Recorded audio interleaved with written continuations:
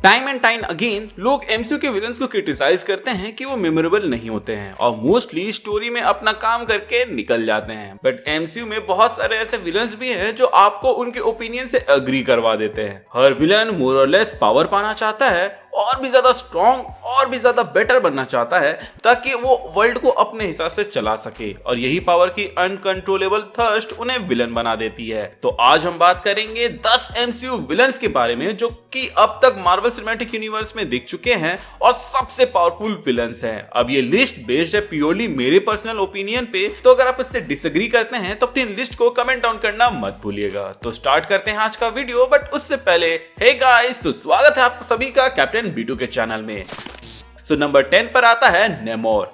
नेमोर also known as Kukulkan मेरे लिए already एक काफी इंटरेस्टिंग विलन है जिसके ऊपर मैंने एक डेडिकेटेड वीडियो बना रखा है, क्योंकि नेमोर की जो अपने मोरल्स हैं और डिस्टिंक्ट फिलॉसफी है वो ये कहती है कि either rule them or be ruled by them. And according to Tenoch Huerta and the creators of Namor, raw power में नेमोर इक्विवेलेंट है थॉर के पानी के अंदर, और पानी के बाहर वो बहुत डेंजरस है, लेकिन उतना नहीं क्योंकि हम लोगों ने मूवी में देख रखा है वो एक राजा है काफी एडवांस देश का। एंड नॉट टू फॉरगेट, सिर्फ कुछ सोल्जर्स के साथ उसने वाकांडा जो कि लैंड में सबसे एडवांस देश है उसको तक भेद के घुटनों पर ला दिया था। उसके पैरों में विंग्स है जिसके मदद से वो उड़ सकता है और सुपर फास्ट है, प्लस उसकी स्ट्रेंथ पानी के बाहर भी बहुत ही ज्यादा है। अब क्योंकि उसने हार्ट शेव हर्ब खाया है तो उसकी इंजरीज भी बहुत जल्दी ठीक हो जाती है ब्लैक पैंथर के जैसे। इसके अलावा नेमोर को और भी ज्यादा खतरनाक उसका रिलेंटलेस नेचर एंड डिटर्मिनेशन बनाता है। अब बात करते हैं हमारे 9th कैंडिडेट के बारे में जो कि है वेनवू। वेनवू एमसीयू के कुछ बहुत ही ज्यादा मेमोरेबल विलन्स में से एक है। उसकी बैक स्टोरी उसे एक ट्रैजिक विलन बनाती है जहां वेनवू के पास 10 रिंग्स थी जो कि उसको immortality, super strength, energy manipulation and energy blast जैसे पावर्स देते थे। लेकिन ये कॉम्बिनेशन और भी ज्यादा डेडली तब हो जाता है जब हमें ये पता चलता है कि वेनवू 1000 साल से इनको पहना हुआ है और इनसे वो लड़ते आ रहा है, मतलब कि इसके पास 1000 साल का फाइटिंग एक्सपीरियंस है जिसके वजह से ये काफी ज्यादा डेडली बन जाता है। प्लस उसने अपने ऑर्गेनाइजेशन को कुछ इस तरह फैला रखा है कि वो शैडोज में रह के ही उन्हें कंट्रोल कर रहा है विदाउट एनीवन इवन रियलाइजिंग। और 10 रिंग्स की पावर तो हम जानते हैं कि वो एक बड़े से ड्रैगन को भी मार सकता है, लेकिन यहाँ पर कुछ लोग बोल सकते हैं कि उस ड्रैगन को शैंग-ची ने मारा था ना कि वेनवू ने। तो बॉस, वेनवू यहाँ पे अपने गिल्ड के वजह से अपने पावर को सैक्रिफाइस करता है, वरना वो यहाँ पे लड़ सकता था, लेकिन वो लड़ता किसके लिए?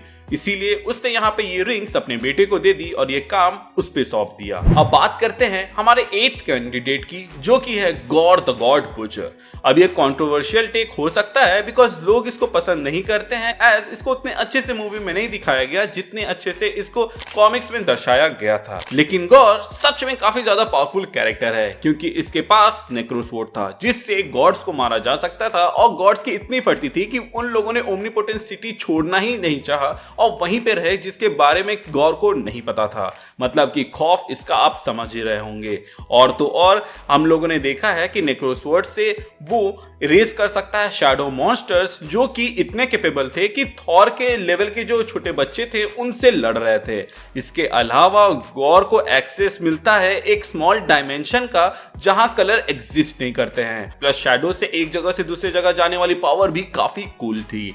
अगर हम कुल मिला के देखें तो ऑल ब्लैक नेक्रोसवॉर्ड के पोटेंशियल इतनी ज्यादा थी कि आप उसका अंदाजा भी नहीं लगा सकते, इसीलिए गौर इतना ज्यादा डेडली कैरेक्टर बन जाता है। अब भले ही मूवी के अंदर हम लोगों ने बस ये देखा कि गौर ने सिर्फ एक गॉड को मारा, बट वी नो कि वो काफी सारे गॉड्स को मारने की कैपेसिटी रखता है और उसने मारा भी है, जो कि जूस कहता भी है, जहां पे वो ये मेंशन करता है कि उसने बस छोटे मोटे गॉड्स को मारा है, बट वी ऑल नो कि वो छोटे मोटे गॉड्स तो बिल्कुल भी नहीं थे। अगर होते तो यहाँ पे जो गॉड्स हैं ये लोग साथ में जाके उसको मारते, बट इनकी इतनी फटी पड़ी थी कि ये लोग यहाँ से जा ही नहीं रहते। अब बात करते हैं हमारे 7th कैंडिडेट की जो कि है हेला। अब हेला के बारे में क्या ही कहूं क्योंकि ये उन गिने चुने विलन्स में से एक है जिसके पावर को फुल पोटेंशियल में दिखाया गया कि वो क्या क्या कर सकती है। थॉर का म्योनिर तोड़ सकती है, एसगार्डियन वॉरियर्स को बच्चों की तरह मार देती है और पूरी आर्मी ऑफ डेड को वो अपने इशारों पे नचाती है। थॉर की एक आंख फोड़ देना और स्पेस स्टोन को ऐसे इग्नोर कर देना जैसे वो कुछ है ही नहीं दर्शाता है कि पावर लेवल के मामले में वो कितनी ज्यादा पावरफुल है। इसीलिए तो थॉर उससे जीत भी नहीं पाया था और उसने उसको आउटस्मार्ट करके हराया था। तो ये कहना गलत नहीं होगा कि वो शायद तक थॉर से भी ज्यादा पावरफुल थी एसगार्ड में। हेला डेफिनेटली उन विलन्स में से है जिनका काम बोलता है ना कि नाम। अब बात करते हैं हमारे सिक्स्थ कैंडिडेट की, जो कि है ईगो। ईगो लिटरली एक सेलेस्टियल है, मतलब कि एक स्मॉल गॉड जो कि मैटर और एनर्जी मैनिपुलेट कर सकता है। एंड द ओनली रीजन कि ईगो हारा वो ये था कि ईगो के जो मेन पार्ट है वहां पर उसका बेटा जो कि हाफ सेलेस्टियल है, माने कि स्टॉलर्ड मौजूद था जो कि ईगो को उलझाए रख रहा था। वहीं पे मैंटिस थी जो कि ईगो को कुछ देर के लिए शांत रख पाई। प्लस ग्रूट इतना छोटा हो पाया कि वो ईगो के मेन ब्रेन के पास बॉम्ब फिट कर पाया, और उस बॉम्ब को बनाने वाला जीनियस था वहां पर रॉकेट रकून, और बाकी लोग तो सपोर्ट दिए ही। तो आप देख सकते हैं कि ईगो को हराने के लिए कितना कुछ लगा था। अब जस्ट इमेजिन कि वहां पे गार्डियंस ऑफ द गैलेक्सी नहीं होते तो क्या आपको सच में लगता है कि अवेंजर्स ईगो को रोक पाते? भले ही गार्डियंस ऑफ द गैलेक्सी को कोई सीरियस ना ले, लेकिन अगर आप फीट वाइज देखें तो अवेंजर्स ने मिलकर आज तक किसी सेलेस्टियल को नहीं हराया है, जबकि यहाँ पे गार्डियंस ऑफ द गैलेक्सी ने एक सेलेस्टियल को हराया है। भले ही छोटा मोटा हो, लेकिन हराया तो है। अब बात करते हैं हमारे फिफ्थ कैंडिडेट के बारे में, जो कि है Dormammu. Dormammu ruler of the dark dimension एक ऐसा क्रिएचर है जो कि वर्ल्ड को निगल जाता है। वो अपने फॉलोवर्स को इमॉर्टिलिटी और इमेंस पावर देता है। डोरमामू एक कॉस्मिक लेवल थ्रेट है जिसको रोकना बहुत ही ज्यादा मुश्किल था। वो तो अच्छा हुआ कि डॉक्टर स्ट्रेंज के पास उस वक्त टाइम स्टोन था जिसकी मदद से उसने डोरमामू को आउटस्मार्ट करके उसको हरा दिया, वरना इसको हराना बहुत ही ज्यादा मुश्किल था। आउटस्मार्ट करके उससे ये वचन ले लिया कि वो अर्थ पे हमला नहीं करेगा। खैर, अब बढ़ते हैं हमारे नेक्स्ट कैंडिडेट की ओर, जो कि है स्कारलेट विच। वांडा मैक्सिमॉफ यानी कि स्कारलेट विच के पास झोली भर के पावर्स है। Telekinesis, psychokinesis, flight, teleportation, probability manipulation, time manipulation, necromancy, energy manipulation, illusion, etcetera वेसेक्ट्रा। इसके अलावा वो डार्क होल्ड को भी पढ़ चुकी है, जिसके वजह से इसके पास ऐसे पावर्स है कि वो मल्टीवर्स में स्पैन कर सकती है। इसी स्कारलेट विच ने एक पूरे टाउन को कंट्रोल रखा था और इल्यूमिनाटी को मच्छरों की तरह मारा था। इनफैक्ट इन गेम के अंदर तो वो थैनोस को नानी याद दिला दी थी, जहां पे थैनोस अपने आर्मी तक को चोट पहुंचाने को तैयार था ताकि वो उसके चंगुल से छूट सके। इतने समय से तो हमें Scarlet Witch as a hero ही देखने को मिली थी, लेकिन मल्टीवर्स ऑफ मैडनेस में जब वो एज अ विलन देखने को मिली तो समझ में आया कि वो कितनी ज्यादा बैडास हो सकती है। अब बढ़ते हैं हमारे नेक्स्ट कैंडिडेट की ओर, जो कि है थैनोस।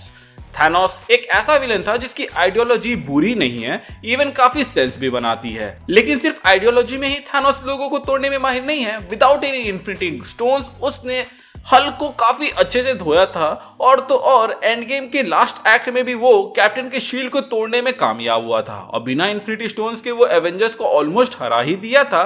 लेकिन वहां पे टोनी आके उसको आउटस्मार्ट कर देता है, और थैनोस विद इन्फिनिटी स्टोन्स तो और भी ज्यादा डेंजरस हो जाता है, जहां पर वो लिटरली एक गॉड लाइक कैरेक्टर बन जाता है। लेकिन थैनोस अपने आइडियोलॉजीज का पक्का था और पावर का भूखा नहीं था, इसीलिए वो उस पावर को त्याग देता है और यहीं पे अवेंजर्स को मौका मिलता है उसको हराने का। अब बात करते हैं हमारे नेक्स्ट विलन की, जो कि है इन्फिनिटी अल्ट्रॉन। ये अल्ट्रॉन का एक ऐसा वर्जन है जो इन्फिनिटी स्टोन्स को अपने कब्जे में कर लेता है और पूरे यूनिवर्स को खत्म कर देता है। थैनोस को सैंडविच की तरह स्लाइस कर देता है एंड इवन वॉचर को ऑब्जर्व कर पाता है। ऑब्जर्व छोड़ो, वो उसको इतना मारता है कि वो एक यूनिवर्स से दूसरे यूनिवर्स में फेंकाया जाता है, प्लस उसको भागना पड़ता है। इन्फिनिटी अल्ट्रॉन इन्फिनिटी स्टोन्स के ट्रू पोटेंशियल को दिखाता है, जो कि थैनोस कभी यूज किया ही नहीं। खैर, अब बढ़ते हैं हमारे नेक्स्ट कैंडिडेट की ओर, जिसके लिए इन्फिनिटी स्टोन्स पेपर वेट जैसे काम करते हैं। जी हाँ, नंबर 1 पे है Kang and his few variants. हालांकि अभी तक हमें कैंग के बारे में ज्यादा नहीं बताया गया है और बहुत कम दिखाया गया है, लेकिन जितना भी दिखाया गया है उससे तो हमें यही पता चलता है कि वो काफी ज्यादा डेंजरस है।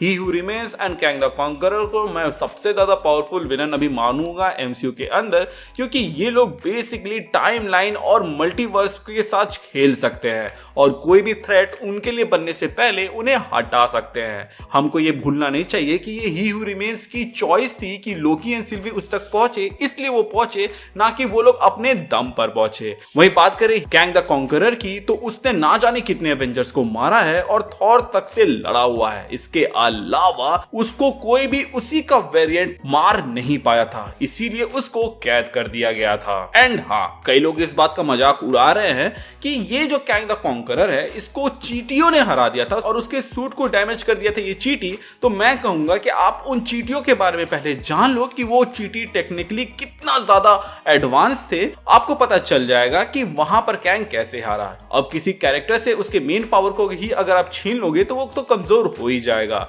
ये ऐसी बात हो गई कि आप टोनी स्टार्क से उसका सूट ले लो और बोलो कि अब बताओ ये कितना बड़ा थ्रेट है। जहां कैंग का पहला वेरिएंट अपनी मौत खुद चुनता है, वहीं जो इसका दूसरा वेरिएंट रहता है, मतलब कि कैंग द कॉन्करर, जिसने ना जाने कितने एवेंजर्स और थॉर को मारा हुआ है, उसको हराने के लिए एक प्लॉट आर्मर राइटर्स को रखना पड़ता है ताकि वो एंटमैन को बचा सके। जिन चींटियों को आप कम आंक रहे हैं, मैं फिर से रिपीट करके बता दूं कि वो क्लास 2 सिविलाइजेशन वाली चींटियां हैं जो कि टेक के मामले में काफी ज्यादा एडवांस थी, इतना कि वो कैंग के सूट तक को डिस्ट्रॉय कर पाई थी और इसी के वजह से कैंग यहाँ पे हारा था। वरना ये कैंग भी एंटमैन को ऐसे मसलता जैसे हम चींटियों को मसलते हैं। खैर, ये तो मेरा ओपिनियन था। आप अपना ओपिनियन और लिस्ट हमें कमेंट सेक्शन के जरिए बता सकते हैं, जिससे हमें ये पता चले कि आपको क्या लगता है। सो गाइस, आज के लिए बस इतना ही। अगर आपको ये वीडियो अच्छा लगा हो तो लाइक मार दीजिएगा, बुरा लगा हो तो डिसलाइक मार दीजिएगा। कैंग का सूट कैसे डिस्ट्रॉय हुआ जानने के लिए आप लेफ्ट साइड वाली वीडियो देखें और दूसरी कोई मजेदार वीडियो देखने के लिए राइट साइड वाली वीडियो चेकआउट कर सकते हैं। Thank you for watching this video. Stay tuned.